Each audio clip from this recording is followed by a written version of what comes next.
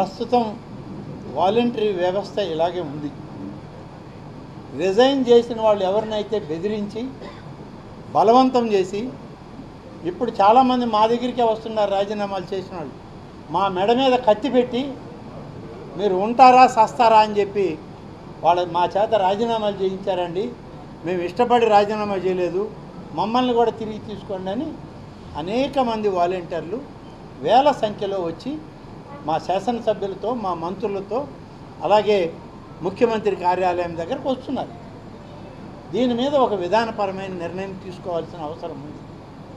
రాజీనామా చేసిన వాళ్ళని తీసుకోవాలి అనేటప్పుడు ఈ వ్యవస్థ ఉందా, వ్యవస్థను మనం ఏ రకంగా ఉపయోగపెట్టుకోవాలనే నిర్ణయం మొదట మేము దాన్ని నిర్ణయం తీసుకుంటే ఆ తర్వాత వాలంటరీ వ్యవస్థ రిజైన్ చేసిన వాళ్ళ సంగతి వస్తుంది.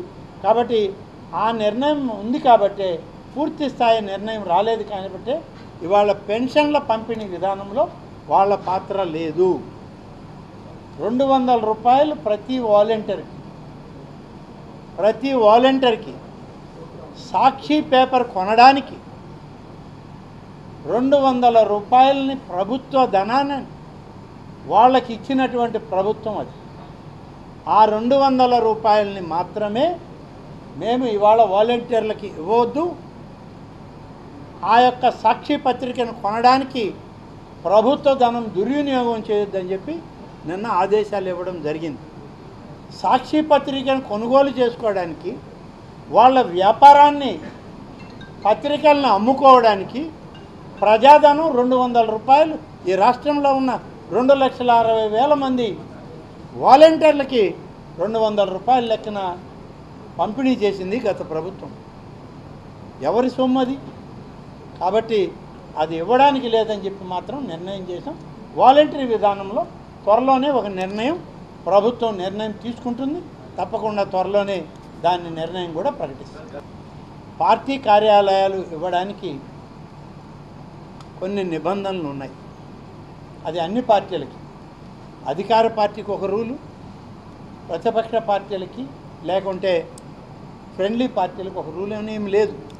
ఇది ఇప్పుడుది కాదు, గతంలో కూడా ఉంది. ఉమ్మడి ఆంధ్రప్రదేశ్లో కాంగ్రెస్ ప్రభుత్వాల్లో ఉండింది, అప్పుడున్న తెలుగుదేశం ప్రభుత్వంలో కూడా ఉంది.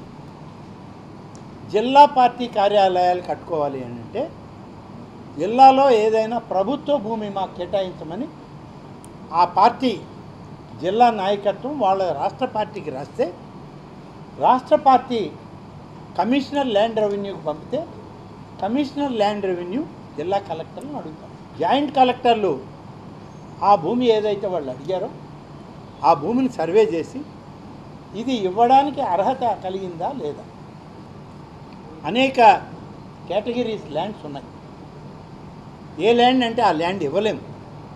కాలువ పరంబోకులు ఉన్నాయి పట్టణాల్లో, ఏటి పరంబోకులు ఉన్నాయి, పెన్నా పరంబోకు ఉంది మనకే. ఇలాంటి కొన్ని భూములను మనం ఇవ్వడానికి వీలు కాదు. పూర్తిగా రెవెన్యూ అధికారంలో ఉండి వాళ్ళ దగ్గర ఉంటే ఆ కేటగిరీ ల్యాండ్ అయితే జిల్లా కార్యాలయానికి ఎంత ఇవ్వాలనేది కూడా ఉంది. ఆ భూమి కానీ సక్రమమైన రీతిలో ఉంటే ఆ భూమిని ఇవ్వడానికి దానికి వాల్యూ కట్టాలి. వాల్యూ కట్టడానికి జిల్లా కలెక్టర్ ఇక్కడ వాల్యూ వేస్తాడు.